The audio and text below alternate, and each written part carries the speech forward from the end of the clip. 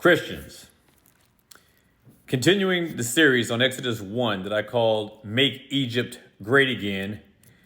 This is part 2, and it's going to cover the first couple of verses of Exodus chapter 1. It begins by saying in verse 1 of Exodus 1, "Now these are the names of the children of Israel who came to Egypt. Each man and his household came with Jacob. Reuben, Simeon, Levi, Judah, Issachar, Zebulun, Benjamin, Dan, Naphtali, Gad, and Asher." And of course, Joseph was already in Egypt. And then it says that all those who were descendants of Jacob were 70 persons, and Joseph was already in Egypt. And then it says that in verse 6, "And Joseph died, and all his brothers, and all that generation." So what's being said here so far is that now Joseph is dead, all of his brothers are dead, and all that generation. So really, the generation of folks, which includes Pharaoh, but the generation of folks that came to Egypt from Israel, all the Hebrews that came with Jacob, they're all dead at this point. They've all died. And it says in verse 6, once again, Joseph died, all of his brothers, and all that generation. But the children of Israel were fruitful and increased abundantly.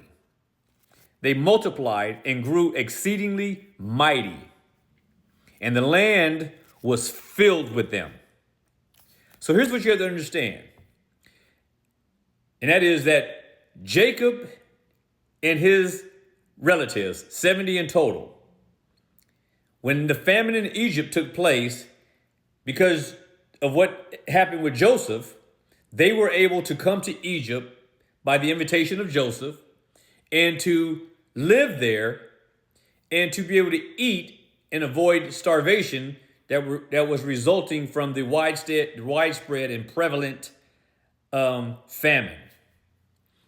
So most of us know the story about how it came to be, about Joseph and his dream and his coat of many colors, his brother selling him into slavery, him going to Egypt, him being thrown in jail, Pharaoh's wife tried to seduce him, the baker, all these kind of things.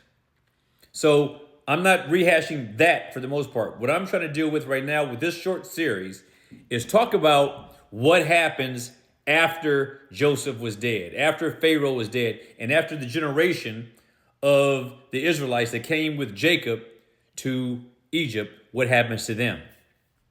But the first thing that we know about them, after all of the principals had died, was that Israel, the children of Israel, made up a large body of people. They made up a large body of people. And if you remember, because this is going to come up later, Joseph had allocated a particular part of Egypt, which was the land of Goshen, for Jacob and the rest of the family to live. They had carved out this part of Egypt where they could go, and that's where they would gather, and that's where they would do their business, that's where they would live, that's where they would raise their flocks, that's where they would have their families and whatnot. But it says in verse 6 that Joseph died and that whole generation. And in verse 7, "But the children of Israel were fruitful and they had increased abundantly. They had multiplied and grew exceedingly mighty." And it says, "And the land was filled with them." They had no doubt rapidly increased in numbers. And I do believe that it was by God's design that they would do so. Remember that God had made a promise to Abraham that he would multiply his seed. And multiplication, or being multiplied, is exactly what happened. They became very significant in number, a large body of them. And it makes it very clear that it says, "And the land was filled with them." Filled with them. And you have to understand also that the Israelites and the Egyptians had formed a relationship, and for all the time that Joseph was alive, it was a good relationship. It was a good relationship which existed between two communities, the Egyptians and the Israelites.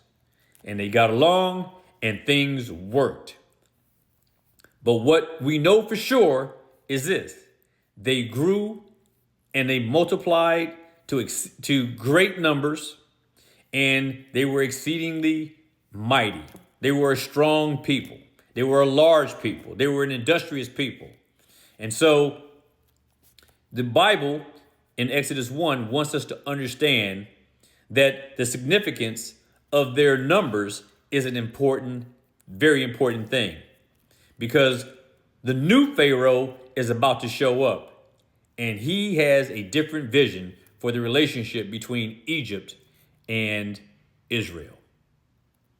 Be provoked and be persuaded.